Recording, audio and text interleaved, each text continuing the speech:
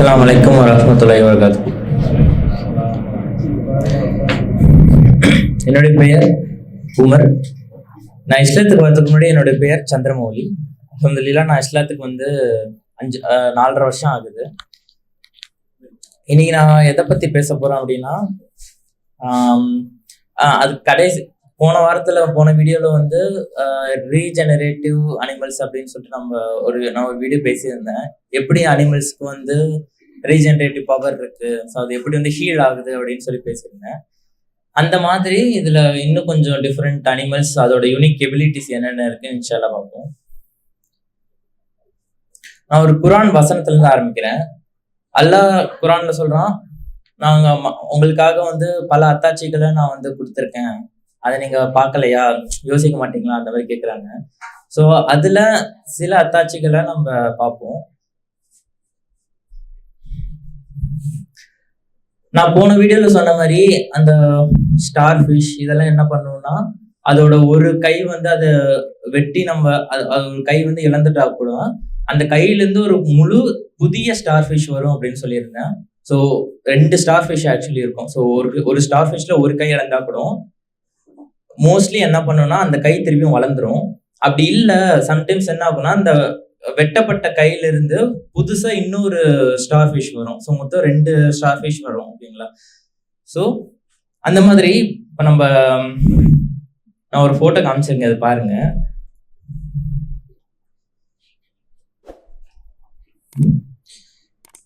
இது வந்து டார்டிகிரேட் அப்படின்னு சொல்றப்ப ஒரு உயிரினம். ஓகேங்களா? இது ஆக்சுவலி இப்போ நீங்க போட்டோல பாத்தீங்கன்னா உங்களுக்கு ரொம்ப பெருசா, அது ஆக்சுவலி அது என்ன கிரியேச்சர்னே சொல்ல முடியாது ஆக்சுவலி. பட் இது வந்து எவ்வளவு சைஸ் இருக்குன்னா ரொம்ப சின்னதா இருக்கும். எவ்வளவு சின்னதுன்னா எறும்பை விட சின்னது. ஃபார் எக்ஸாம்பிள் இப்ப 1 மில்லிமீட்டர் கூட இருக்காது. இது 0.1 மில்லிமீட்டர்ல இருந்து 1 மில்லிமீட்டர் வரைக்கும் தான் இதோட மொத்தோட டைமென்ஷன்ஸ் அந்த மாதிரி இருக்கும். இது எங்க இருக்கும்னா கடல்ல, இந்த மாதிரி எங்கெங்கெல்லாம் தண்ணி இருக்கோ அங்கெல்லாம் இருக்க வாய்ப்பு இருக்கு. ஸோ இதை மைக்ரோஸ்கோப் இந்த மாதிரி ரொம்ப நுணுக்கமான கேமராஸ் வச்சு இது வந்து ஆக்சுவலி ஒரிஜினல் இது கிடையாது. இது சும்மா வந்து அது வரைஞ்ச மாதிரி இருக்கும். ஒரிஜினல் இதே மாதிரி தான் இருக்கும். ஸோ இது என்ன இதோட ஸ்பெஷல் ஃபீச்சர் அப்படின்னா, இதால எப்படிப்பட்ட ஒரு குளிர்லையும் வாழ முடியும், வெப்பத்திலையும் வாழ முடியும். எந்த ரேடியேஷன், காமா ரேடியேஷன், எந்த ரேஸா இருக்கணுமே, நியூக்ளியர், எந்த ஒரு சுச்சுவேஷன்லையும் இதால பல வருஷங்களுக்கு வாழ முடியும். இது என்ன பண்ணும்னா, இதுக்கான ஒரு ஸ்பெஷலா ஒரு ஸ்டேட் இருக்கு, ஒரு நிலை இருக்கு. அந்த நிலைக்கு இது போயிடுச்சுன்னு வச்சுக்கோங்களேன். ஃபார் எக்ஸாம்பிள் ஒரு எக்ஸாம்பிள் வச்சு சொல்றேன். ஹைபர்னேஷன் அப்படின்னு சொல்லுவாங்க. எப்படின்னா ஆழ்ந்த நித்திரை, தூக்கம், அந்த மாதிரி சொல்லுவாங்க. இப்போ வந்து இன்னொன்னு என்ன பண்ணுவாங்கன்னா, அப்போ ரொம்ப உங்களுக்கு உடம்பு முடியல அப்படின்னா என்ன பண்ணுவாங்கன்னா, ஐஸ் கட்டியில வந்து நம்ம உடம்ப வச்சு அவ்வளோ கோல்டு டெம்பரேச்சர்ல நம்மள ஃப்ரீஸ் பண்ணிடுவாங்க. அதுதான் ஹைபர்னேஷன் சொல்லுவாங்க. எதனாலன்னா அந்த குளிர் நிலையில வந்து நம்ம உடம்பு ஃப்ரீஸ் ஆகும்போது நம்ம உடம்புக்குள்ள அந்த பாக்டீரியா அந்த மாதிரி எதுவும் போகாது. ஸோ அதனாலதான் இப்ப சிம்பிளா என்னன்னா, நம்ம மீட் ஏதாச்சும் வாங்குறோம்னா நல்லா வந்து ஒரு ஃப்ரிட்ஜில் இந்த மாதிரி ஃப்ரீசர் வச்சிட்டோம் அப்படின்னா நம்ம கொஞ்ச நாள் கழிச்சு எடுத்தா கூட அது அப்படியே நல்லா எந்த ஒரு கிருமி பாக்டீரியா இல்லாம இருக்கும். ஸோ அது வந்து ஒன் ஆஃப் தி ஸ்டேட். அந்த மாதிரி இது என்ன பண்ணும்னா, அதுக்கு ஏதாச்சும் ஒரு சுச்சுவேஷன் வந்துருச்சு அப்படின்னா அந்த ஸ்டேட்டுக்கு போயிடும். அந்த ஸ்டேட்ல அதோட செயல்பாடு எதுவுமே வந்து நார்மலா இயங்குற மாதிரி இயங்காது. சும்மா நம்ம இப்ப வீடியோ பார்த்துட்டு இருக்கோம், பாஸ் பண்றோம் பாத்தீங்களா, அந்த மாதிரி அது பாஸ் பண்ணும். அதோட உடம்புல இருக்க எல்லா ஃபங்க்ஷனும் அது பாஸ் பண்ணிடும். அது வந்து பாஸ் பண்ணிட்டு பல டிகேட்ஸ் சொல்லுவாங்க. அதாவது ஒரு டிகேட்னா 10 ஆண்டுகள் சொல்லுவாங்க. இந்த மாதிரி பல டிகேட்ஸ்க்கு அதால அப்படியே உயிர் வாழ முடியும்.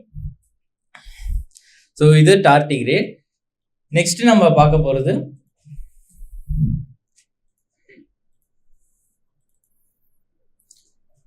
ஒரு தமிழ்ல சொல்லலாம் இறால். அதான் இங்கிலீஷ்ல ஷ்ரிம்ப்னு சொல்லுவோம். அதுலயும் நிறைய வகை இருக்கு. இது வந்து நம்ம நார்மலா உணவுக்காக சாப்பிட்ற இறால் கிடையாது. இது வந்து மேண்டிஸ் ஷ்ரிம்ப் அப்படின்னு சொல்லுவாங்க.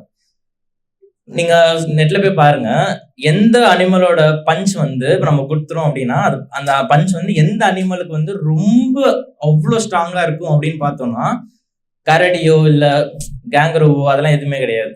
இந்த சின்ன இறாலோட பஞ்ச் வந்து அவ்வளோ பவர்ஃபுல்லா இருக்குமா.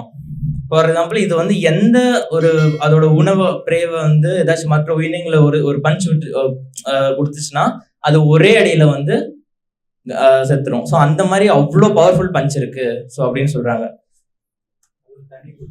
தண்ணிக்குள்ள.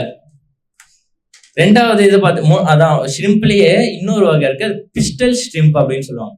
ஓகேங்களா, இது எதுக்காக பிஸ்டல்னா, இது வந்து உங்களுக்கு இப்போ நீங்க பிஸ்டல்ல ஷூட் பண்றீங்கன்னா உங்களுக்கு எவ்வளவு ஸ்பீடா போகுது அந்த ஸ்பீட்ல இதை அட்டாக் பண்ணும். அதுவும் இல்லாம இதை அட்டாக் பண்ண உடனே அங்க ஒரு இப்போ ஃபார் எக்ஸாம்பிள் நம்ம வந்து வேகமா ஏதாச்சும் ஒன்று இடிக்கிறோம்னா அங்க கொஞ்சம் ஹீட் இருக்கும். இப்போ 2 கல்ல உரைசுறீங்க, ஃபாஸ்டா உரசும் போது அங்க ஹீட் வரும், கரெக்டுங்களா? அந்த மாதிரி இதை அட்டாக் பண்ற போது அதோட எப்படின்னா அது வெப்பமா வெளியே வருமா, அந்த வெப்பம் சூரியனோட வெப்பத்த அளவுக்கு இருக்கும் அப்படின்னு சொல்றாங்க. சூரியனோட சர்ஃபேஸ் வந்து 5500 செல்சியஸ்.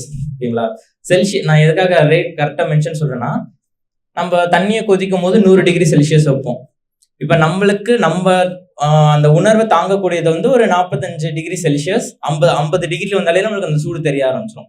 இது 60 டிகிரிலாம் நீங்க ஒரு 5 செகண்ட் மேல கை வச்சாலே உங்களுக்கு ஒரு மாதிரி வந்து பேர்ன் ஆக ஆரம்பிக்கும். ரொம்ப நேரம் 5 செகண்ட் வச்சா பிரச்சனை இல்லை, நீங்க ரொம்ப நேரம் வச்சீங்கன்னா உங்களுக்கு வந்து ஒரு மாதிரி வந்து தோல்லாம் வந்து பேர்ன் ஆக ஆரம்பிச்சிடும்.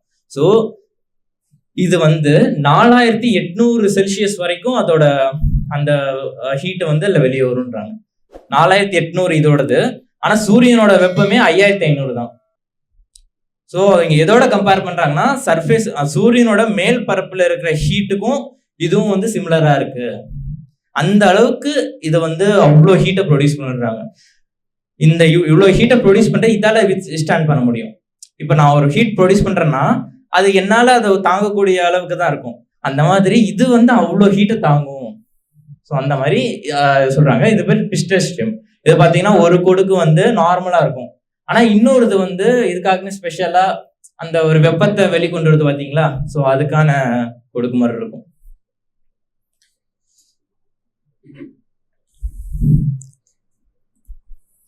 அடுத்து ஒரு ஜெல்லி ஃபிஷ்ஷை பத்தி பார்ப்போம்.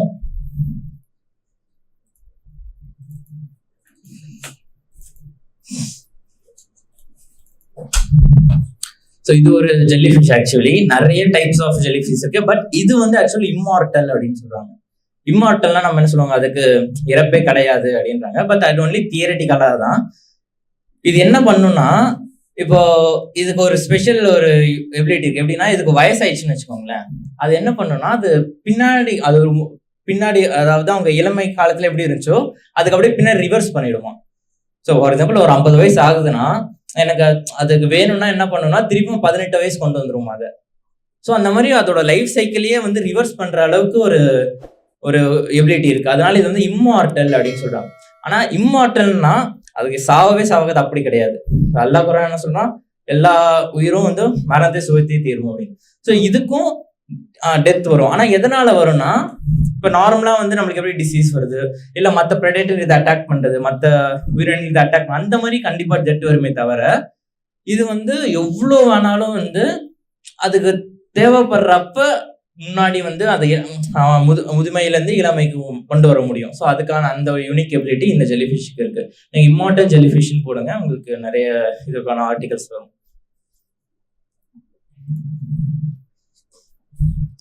அடுத்ததா பார்க்க போறது ஒரு பறவையை பற்றி.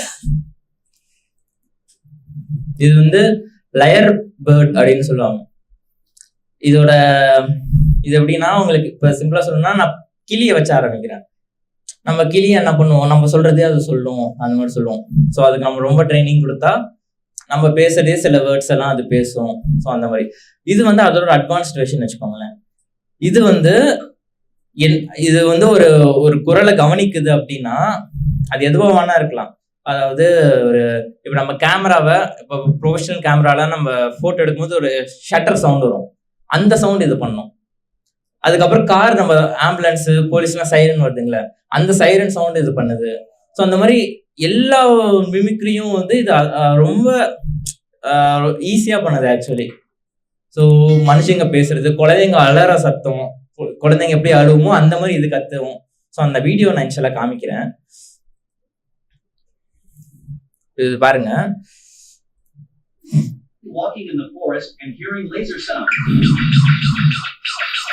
இது வந்து இப்போ நம்ம லேசர் கன் வந்து ஷூட் பண்ணும்போது இந்த சவுண்ட் வரும்.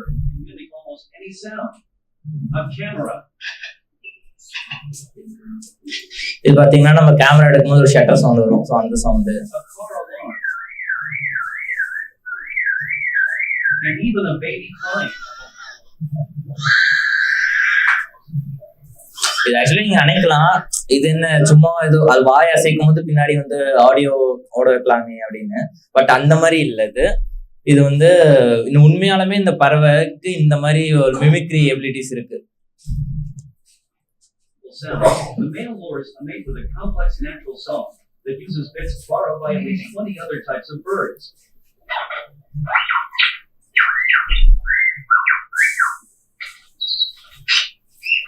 ஸோ இந்த மாதிரி அது இதோட எபிலிட்டி வந்து இந்த மாதிரி மிமிக்ரி பண்றது.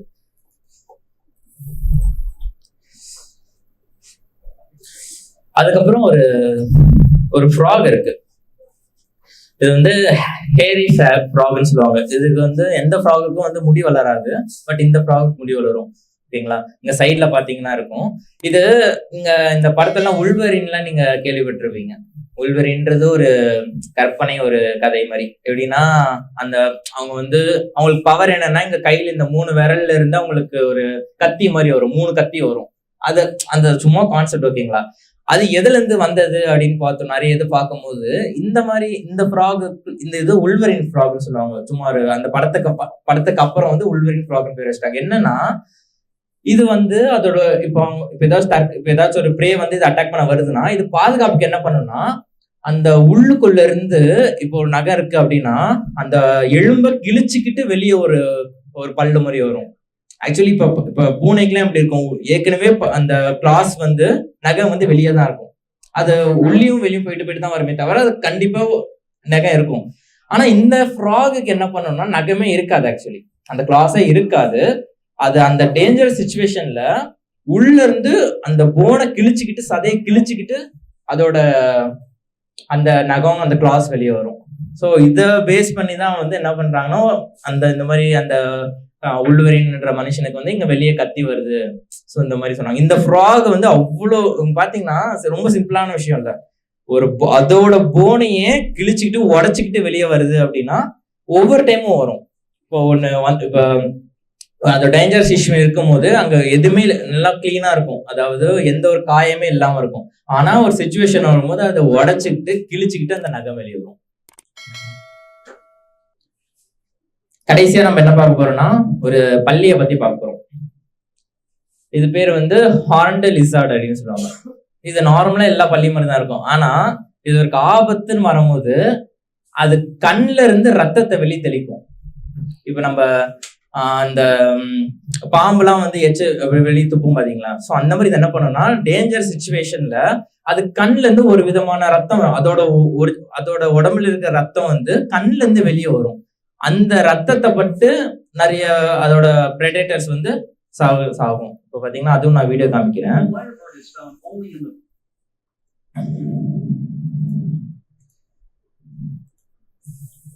இப்போ பாருங்க.